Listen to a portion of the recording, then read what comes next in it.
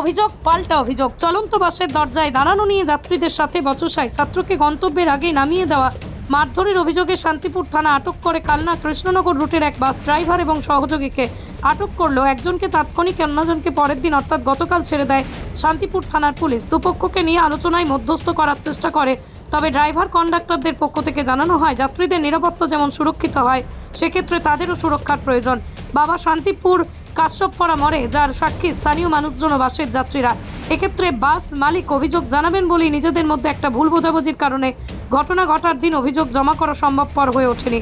কিন্তু শান্তিপুর থানার পুলিশের বিরুদ্ধে তাদের অভিযোগ, তাদের লিখিত অভিযোগ নেওয়া হয়নি, বরং আক্রমণকারীদের সাথে হাতে হাত মিলিয়ে দেওয়ার চেষ্টা করা হয়েছে। তবে সাধারণ মানুষের কাছে তারা ক্ষমাপ্রার্থী। মাঝে মধ্যেই ঘটে যাওয়া এই ধরনের দুর্ঘটনায় বহুবার আক্রান্ত হয়েছে তারা, তাই আন্দোলনের পথ বেছে নেওয়া ছাড়া আর কোনো উপায় ছিল না বলেই জানান। তবে গতদিনের মতন আজও ওই ছাত্রের পিতা ক্যামেরার সামনে বক্তব্য দিতে রাজি হননি। বিষয়টি নিয়ে প্রশাসনের উচ্চমহল যথেষ্ট চিন্তিত, কারণ অত্যন্ত গুরুত্বপূর্ণ নদিয়ার সীমান্তবর্তী ভাগীরথী পেরিয়েই পূর্ব বর্ধমান এবং হুগলি জেলার মানুষজন এই পথ দিয়ে নদিয়ার মধ্য দিয়ে থাকেন বিভিন্ন জেলায়। সেক্ষেত্রে সারাদিন করিমপুর গুপ্তিপাড়া একটি বাস এবং দত্তগুলিয়া কালনা দুটি বাস ছাড়া রানাঘাট এবং কৃষ্ণনগর রুটে 54টি বাস ছাড়া তাদের পরিষেবা বন্ধ রেখেছে। সামনেই মাধ্যমিক, অন্যান্য গুরুত্বপূর্ণ পরীক্ষা, নিত্য নৈমিত্তিক কাজ করতে যাওয়া মানুষজন, রোগীর পরিবার যথেষ্ট সমস্যায় পড়েছেন। দাদা, এই যে বাস বন্ধ, কালকে থানাতেও গেছিলেন, কিন্তু আপনাদের সুরাহা কিছু হয়নি, আজকে আদালতে যাচ্ছেন, হঠাৎ আদালতে যেতে হলো কেন? আদালতে যেতে হলো এই কারণে, আমরা যেই কালকে শান্তিপুর থানায় গিয়েছিলাম, যার পরে আমরা দেখি যারা মারধর করেছে তারা হাত মেলানোর জন্য শান্তিপুর থানায় এসে প্রস্তুত, কিন্তু আমরা হাত মেলানোর জন্য আমরা এখন বন্ধ করে রাখিনি। তার কারণ আমরা সুরাহা চাইছি, যে সুরাহাটা সেটা হয়নি। পৃথিবীর 3 ভাগ জল 1 ভাগ স্থল, তাই পানীয় জলের অভাব নেই, কিন্তু বিশুদ্ধ পানীয় জল একটাই, বৃষ্টি অ্যাকোয়া। প্রতি ফোঁটায় আনে তৃপ্তি, মেটায় তেষ্টা। বৃষ্টি অ্যাকোয়া, বিশুদ্ধ পানীয় জল। যেখানে থানার লোক বলছে যে এরা হাত মিলিয়ে নাও, কিন্তু আমরা হাত মেলাবো না। এখানে থানার লোকের কাছে গিয়ে তারা, যারা মারধর করে তারা অভিযোগ করেছে গাড়ি স্টাফ নাকি অ্যালকোহল খেয়ে রাস্তায় চলাচল করে, কিন্তু এটা পুরোপুরি মিথ্যা কথা। আমরা কোনো দিনই রানিংয়ে গাড়ি চালার অবস্থায় অ্যালকোহল খাই না। আর যেটা নিয়ে মেন সমস্যা, প্যাসেঞ্জারদের মধ্যে গণ্ডগোল অশান্তি হচ্ছিল, প্যাসেঞ্জাররা নামিয়েছে, বা সেই অনুযায়ী তার বাবা কাকাদের ফোন করেছে কাশ্যপপাড়ায় যে এই দেখো আমাদের গাড়ির স্টাফরা আমাদের মারধর করে নামিয়ে দিয়েছে। পুরোপুরি মিথ্যে অভিযোগ জানিয়েছে।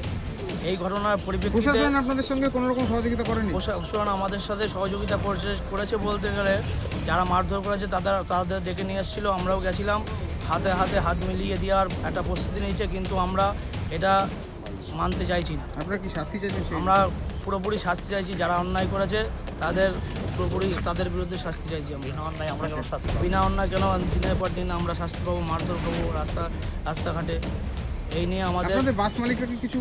হ্যাঁ, বাস মালিকরা কালকে এসেছিল, কিন্তু আমাদের বাস মালিকরা ওখানে মিটিং করেছে, নিজেদের মধ্যে নিজেরা সব আলোচনা করে তারা বলছে যাদের সাথে গন্ডগোল অশান্তি হয়েছে হাতে হাত মিলিয়ে দেওয়ার চিন্তা ভাবনা করছে। কিন্তু আমরা কোনো চাপ দিচ্ছে আপনাদেরকে এই জিনিসটা মিটিয়ে নেওয়ার জন্য?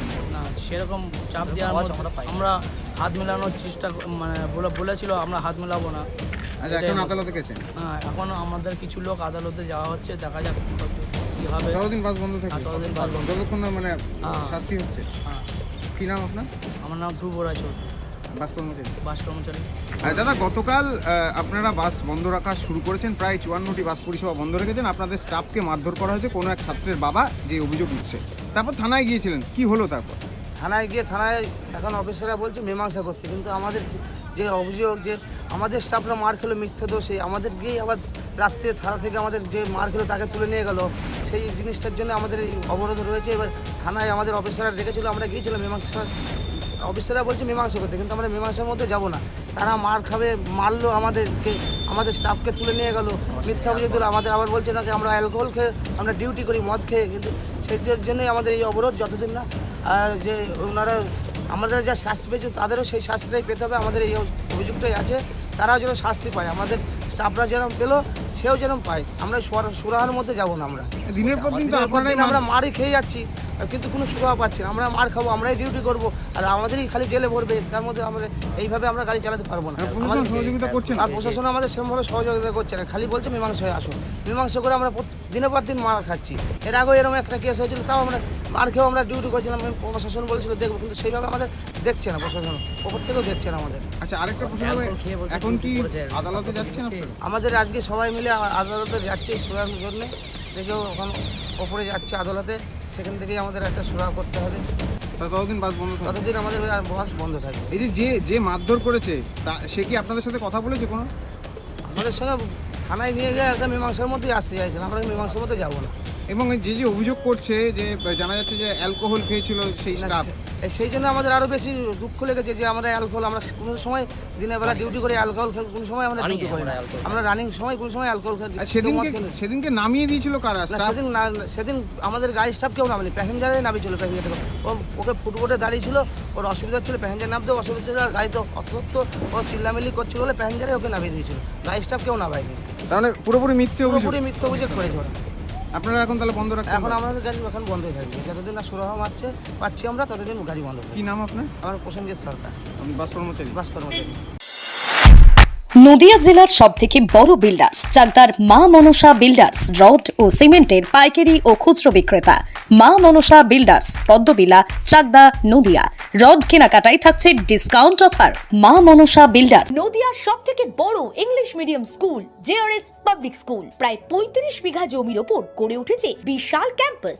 নার্সারি থেকে শুরু করে উচ্চ মাধ্যমিক, ITI college, law college, BEd college, ভর্তি চলছে। JRS public. আপনি কোথায় ইনভেস্ট করবেন, কেন করবেন, বুঝতে পারছেন না তো?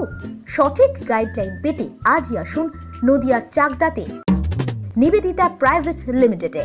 Nivedita private limited, marketing and distribution service. Balcony বা সিঁড়ির রেলিং, মডিউলার কিচেন বা ড্রয়িং রুম, এক কথায় আপনার স্বপ্নের বাড়িকে করে তুলুন আরো সুন্দর। Chakda ply centre, gorgeous look বা কোয়ালিটি সবে 3 নম্বর 1 Chakda ply centre. Chakda ply centre, KBM, Chakda, Nadia.